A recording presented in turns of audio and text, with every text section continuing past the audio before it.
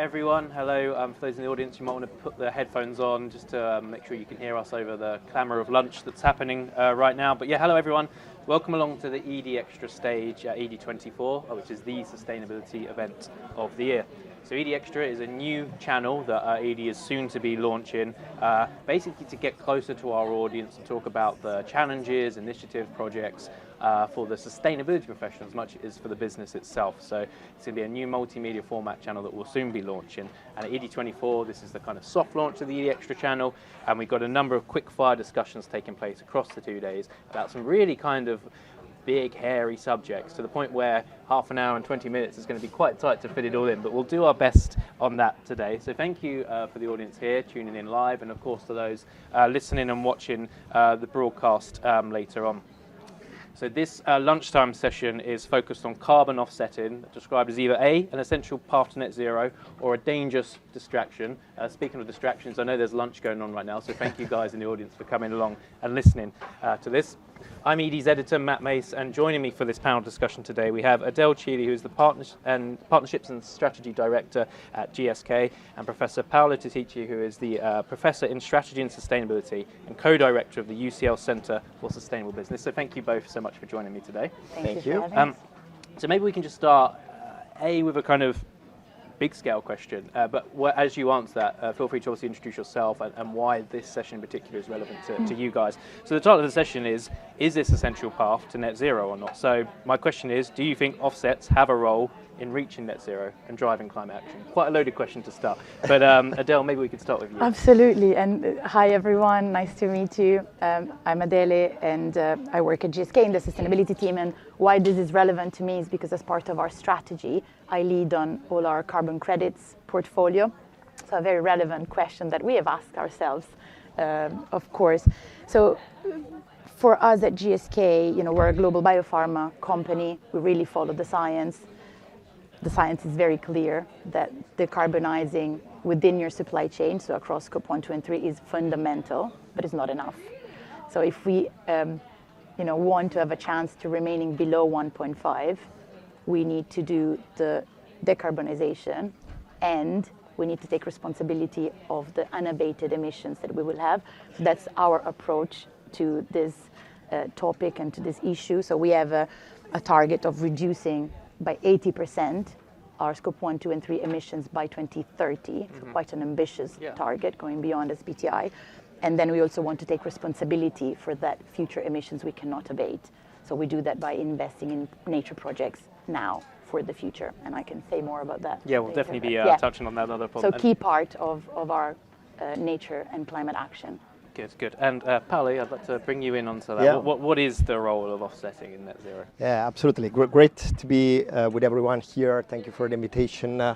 I guess I'm the second Italian in the panel here, and I've been active in this field of sustainability for a while, basically from a research perspective at UCL, where we basically have a lot of projects that are looking at sustainable transformation, but also as an entrepreneur helping companies with sustainable transformation.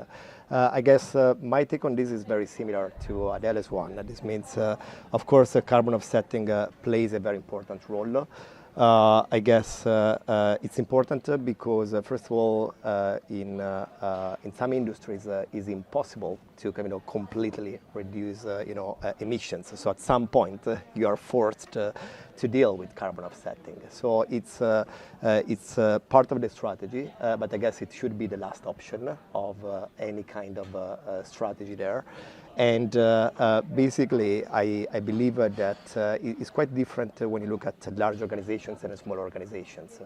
I guess large organizations tend to have more comprehensive strategies and approaches to decarbonization, while SMEs very often they look for the short, easy solutions, and at times there is, I guess, a misunderstanding that carbon offsetting is that kind of solution, is there to fix your problems, and it's not. It's part of the options you have, options that we are gonna probably use later. I guess from a big system perspective, carbon offsetting is important because we know that climate change is also a time related problem. So we need to have a sense of urgency when it comes to decarbonization, and therefore when organizations can't reach their targets in the short term because of other priorities or because of problems they might have, carbon offsetting is there to help. And I think the carbon offsetting debate is really interesting because it is very nuanced, but also there's a view of it of just carbon offsetting bad, businesses doing it bad as well. And we are seeing examples of some businesses that are essentially offsetting their way out of trouble. They're paying to move the problem elsewhere so they can carry on polluting it. It looks good on a spreadsheet in that sense. And I think that might mean that other businesses get a bit jittery about the idea of saying how they're using carbon offsets. Some are saying we're not going to use it until we figure out our decarbonisation plans. How can businesses, I suppose offset is the word, concerns around stakeholders, whether those consumers, investors, and that you are utilising carbon offsets in a way that is kind of scientifically viable, and you are still focusing on kind of deep, ambitious decarbonisation levels. So. Absolutely, that's a very important question, and I think the key is on a couple of things. Progress. You need to show that you're walking the talk. So, for us, we say we invest in nature protection and restoration to take responsibility of what we cannot abate while we decarbonize quite aggressively. So you need to show that you're actually decarbonizing. So there is an element of you need to show progress. And I think the second part is transparency. You said it, there are a lot of nuances here. The devil is in the detail. And there are so many different approaches, interpretation. So it's quite a complex topic and issue. Some things, even the range of credits, there is really bad, really good, and everything in between. So it's not easy to be categorical, and say yes or no. But the key is to be transparent, I think, and in explaining how you go about things, why, what you do, but also what you learn. We're quite humble in this because we think we're leading in this approach and we're doing a lot of action on the ground, but we also know we're not going to get it perfect all the time. So we need to learn and learn out loud and make sure that we continuously show the progress and learn, and then we adjust our plans based on that learning. Paolo, what's your kind of view on the offsetting, potentially greenwashing aspect of it all? Yeah, I guess that's the problem, of course. The journey to net zero is a transition, right? So it's a journey that many corporations probably started in the last 5 years and is going to be there for 30 years. So when you are in these type of major transitions, in the early stages, you always have a lot of imperfections and problems. And I guess, the quality of carbon offsetting projects, the lack of, transparency, it's something that, we have seen, that we are experiencing, but I guess it's going to get better in the years coming. I guess one of the reasons why corporations today work on sustainable transformation is that because they are aware that this is also important for their reputation. There was a study a couple of years ago that suggested that 40% of the good reputation of a company today is explained by their sustainability decisions. So I guess, companies need to be very careful when it comes to greenwashing these days because everyone is watching them. So it's very, very dangerous.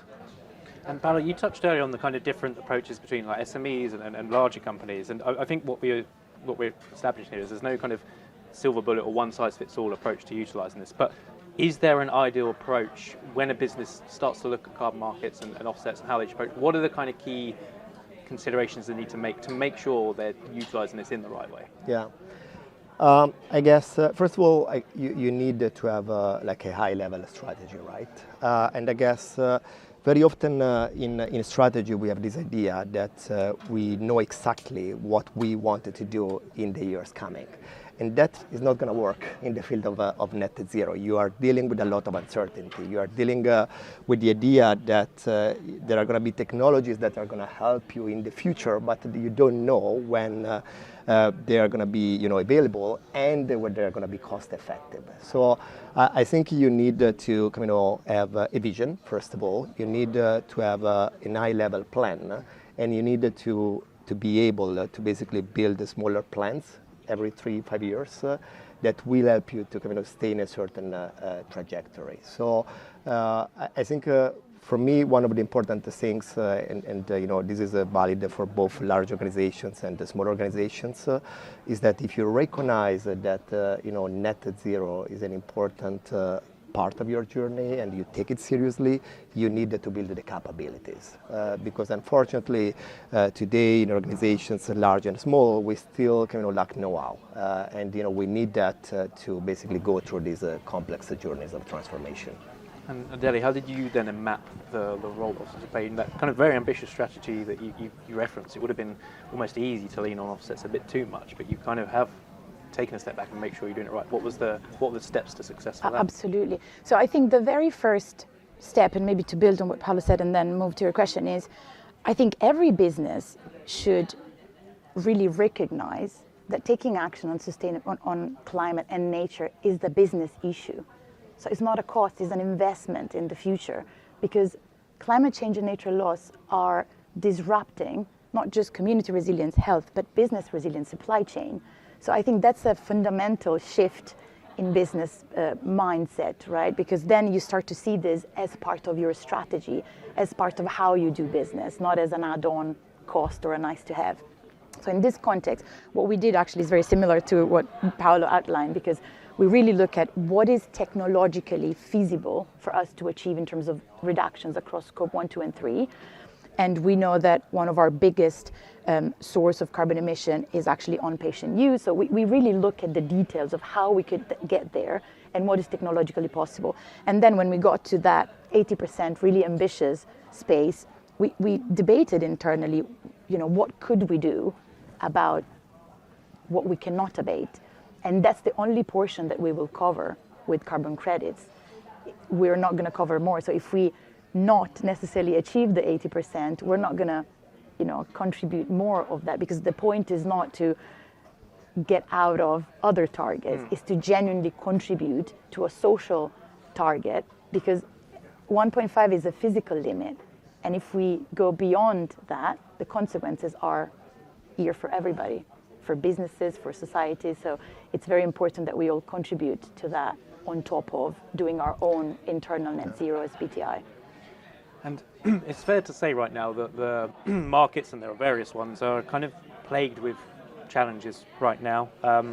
We've seen examples of businesses inadvertently buying junk credits that essentially don't make a difference. We've seen whole kind of restoration of forests that have been built through carbon offsets essentially, succumbing to wildfires, and that progress being completely wiped out. At the flip side, we are seeing some real movers trying to, and the key word is kind of integrity, build integrity into the market. So we've got the Voluntary Carbon Markets Integrity Initiative, the Integrity Council for Voluntary Carbon Markets, all kind of working together, trying to kind of spearhead this and build business confidence.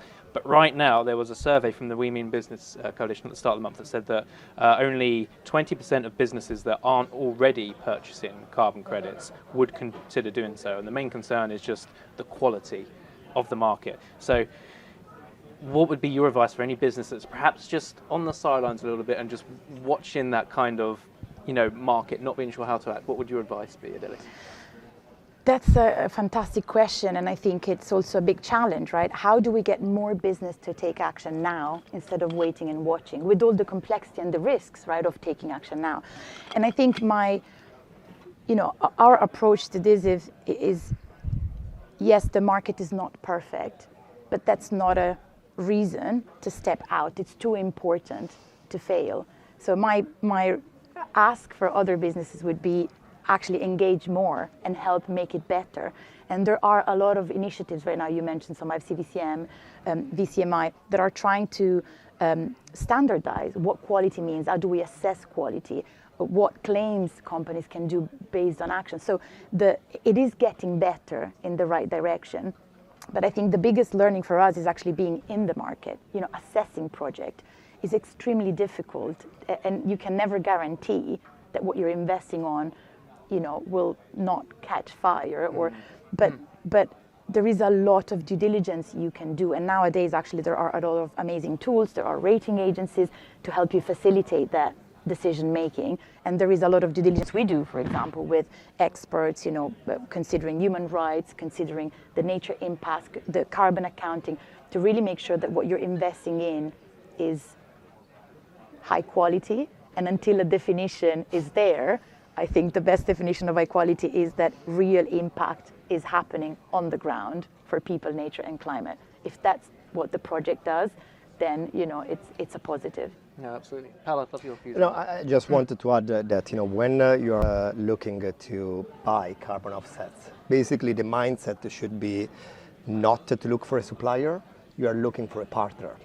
And that's basically a partner who is going to be, there for a period of time. It's going to be part of your journey to net zero. So I guess the magic word is the one that Adele used, which is due diligence. Due diligence, due diligence, due diligence. And I guess you need, to be aware that at the moment the market is a jungle. Let's be honest. If you have organizations that are paying half than you and double than you, there is a problem there, right, in the market. So I guess you need to basically look at quality, not price, and you need to understand that a bad partner could have implications for your reputation, could have implications for what you wanted to achieve. And as the market kind of sorts itself out, and hopefully as more kind of high quality options do come to the forefront, is that there's a risk that kind of the doors open and businesses kind of flood the market, try to get in, purchase those high quality credits. The supply-demand issue there's already projections about what these markets could be worth moving forward. We know businesses are dealing in kind of economic uncertainty right now. Edie ran a survey of 300 business professionals last month. The biggest kind of internal challenge right now was access to finance. If costs are projected to rise in these markets, bearing in mind, sure, they're high quality, but there is still this kind of concern around the kind of reputation of utilising them.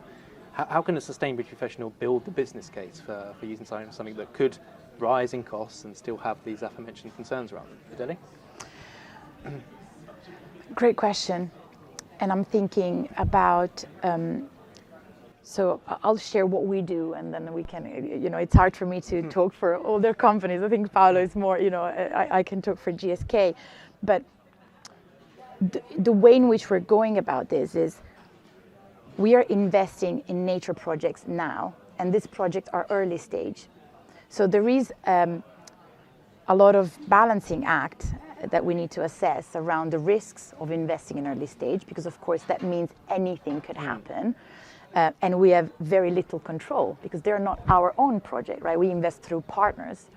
But at the same time, if we invest in the right nature protection and restoration projects now, those credits will be available later. So what we're trying to do with our action is to give early finance to projects, to the right partners, is to help the market scale so that more credits will be available later in the future, and hopefully scale with the right quality, because we are quite tough in our due diligence, and we really try to build aspects to projects when we feel there are gaps. So our way of going about it is to really invest now for the future, and that creates, helps the business case, because ultimately if prices are going up incredibly, if your strategy is only to buy from the spot market, you're completely up to price fluctuation and you control very little of the quality, right? Because you just buy a commodity.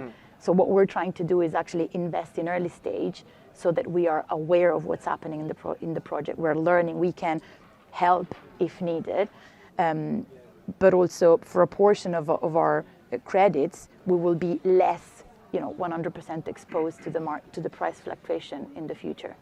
Perfect. And Paolo, I'd love to bring you in on the business should be doing. I guess the approach of GSK seems to be very sensitive and reasonable. I guess because of the complexity of this market, it makes sense to experiment, also to learn what works.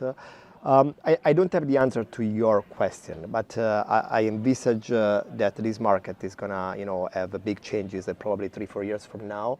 I've done a lot of conversations recently with consulting firms here in the UK, and basically many of them told me that they did internal research on their clients, and they basically expect that many of their clients, for example, are going to miss some of the targets they set for 2030, for example.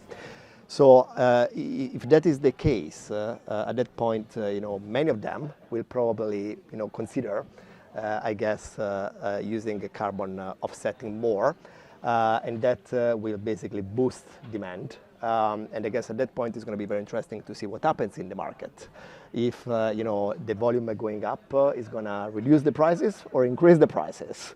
I'm betting on the second one, but I think it is a kind of dangerous scenario for companies. And I think it's very easy to look at carbon offsetting through the lens of one credit equates to X ton of carbon. We can put that into our reporting and show we're going towards net zero. But we touched upon nature a bit as well. But is there a danger that businesses get kind of stuck in this kind of carbon tunnel and look at it that way, when actually offsetting and even insetting for businesses to do that could create some kind of social value, not just in nature restoration as well, but kind of providing communities with kind of income and livelihoods. I think as well, the pandemic kind of made people fall back in love with nature a bit and realize the kind of mental health attributes that nature restoration and being in nature can bring. How do businesses articulate that, or can they? You're touching on a critical point. And actually one point that it's very important for us at GSK, and it's the fact that for us, investing in this nature project is not a climate-only investment. We have dual targets. We have climate targets and nature target, quite specific across freshwater, ocean, land, and atmosphere. But the beauty and the power of nature is that nature, with one solution, can have positive impact on climate, on biodiversity, water, but also on people. And that's fundamental for us. How we articulate it, for example, in our sustainability strategy, our investments in nature sits in the middle, and it really delivers for climate and for nature target. So it's really the bridge or the conduit between these two strategies of climate and nature. And actually, for us, one of the most important points is, if we look at what the science and the UN says, they say that we will need about 500 billion a year of investment in nature-based solutions by 2030, right? A staggering number. And our thinking is, how can we make sure that those investments really drive positive impact for the three dimensions, the climate, nature, and people? So one way in which we are looking at this is, actually we have built a toolkit that is open source, and anybody can access it, together with the London School of Hygiene and Tropical Medicine, AMREF, WWF, and other experts at WCSD as well, to really look at how can we enhance in nature projects, in carbon offsetting projects, the social and the health component. Because what we're seeing is that we're looking at them separately, but they are, when you go into a community and you talk about nature, you also talk about the social aspect, you talk about health, it's all connected. So how can we really make sure that we look at this project trying to maximize multiple aspects is key. Brilliant. Paolo? Yeah, I mean, of course, we need to go back to the problem we are trying to address. Climate change is not just an environmental problem, it's an environmental and a social problem. We have evidence that communities in developing countries, for example, suffer disproportionately the consequences of extreme weather events. So if you look at climate change as an environmental and social problem, you want basically to explore solutions, including carbon offsetting, that create environmental and social value. So I think that should be the right approach. I guess we need to be careful though on one aspect. I see a lot of organizations that when they start looking into opportunities for creating social value, they tend very often to develop projects in, for example, developing countries that are very far from their operations. And I believe you need to balance that. You want to make sure that you create the social value also in your local communities, in your region. And then, of course, you can help communities that need support. So it needs to be balanced. And bringing this all kind of back to the title about this, you know, whether it's essential or a kind of dangerous distraction, maybe dangerous, we've established dangerous distraction is not quite right, but it's certainly a careful consideration for businesses. And just to finish on, bear in mind we've got sustainability professionals in the audience and those kind of listening in at a later date who are probably carefully considering this area as part of their strategies. If you had to kind of give them one kind of essential bit of advice, whether it's kind of a company starting their first steps out of this, they're kind of, yes, we are going to utilise offsetting, but we're not sure how. What's that kind of one kind of key message you would like to give to them to make sure that they're doing this right? Paolo, I'm going to pick on you first. Yeah, sure. I mean, I think, you know, my view is that carbon offsetting is not dangerous. It's something that organizations should approach strategically, being aware that is a risky activity. So, you know, handle with care. I would say take action now, because progress is better than perfection. And if we all take action with the same intent, we will improve the market. Perfect. Well, thank you guys so much for your time. I'm worried that there is still a lunch break going on and there's networking opportunities, so I don't want to keep you guys or our audience any longer. So we are out of time here on the ED Extra stage, but again, a big thank you to both Paolo and Adele for your time today, and also a big thank you to the audience who are listening with us on the ED Extra stage today. The ED editorial team will be back. We've got one more session this afternoon in the afternoon break, so do come over here to check that out. And as mentioned, this is going to be a new channel for us, so you'll be able to access the videos and recordings via the ED Extra channel when that launches. You'll be able to see that via SoundCloud, iTunes and Spotify once it launches. But until next time, thank you and goodbye.